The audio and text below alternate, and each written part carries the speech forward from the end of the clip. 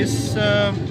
Rally का सबसे बड़ा मकसद तो ये है कि हम जो पाकिस्तान की कश्मीर पॉलिसी है उसके साथ पाकिस्तानी मसीही हैं वो अपनी आवाज़ बुलंद करें। तो मुझे ऐसा लगता है कि आर्टिकल 370 के तहत जो मोदी सरकार ने वहाँ पे कश्मीरियों के साथ जो जुल्म है वो ये है कि वहाँ पे कुछ ही अरसे के बाद, क्योंकि वहाँ पे कश्मीरी जो है जिस तरीके से मोदी सरकार ने ये एक सोची समझी साजिश के तहत कोशिश कर रहे हैं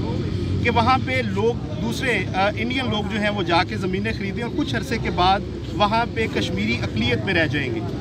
तो हम चूँकि यसू अल मसीह के हज़रत मसीह के पैरोकार हैं और जहाँ पे जुल्म होगा हम ज़ालिम के ख़िलाफ़ सीना सफ़र होंगे और मज़लूम के साथ खड़े होंगे।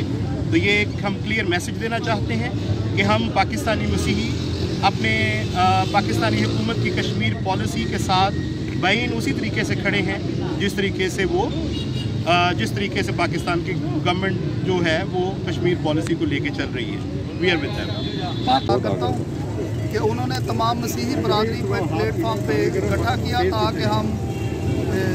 कश्मीरी भाइयों के साथ इज़हार यकजहती कर सकें। तो सबसे लिहाज बहुत शुक्रिया, आपने तमाम मसीही पार्टीज़ के जो कारकुन हैं जिनमें पीपल्स पार्टी है, तहरीक इंसाफ, नून लीग और दूसरी जमातें और साथ में तमाम एक बड़ी तादाद में मसीही बरादरी बाहर निकली है। तो मैं अपने कश्मीरी बहन भाइयों को अगर मैं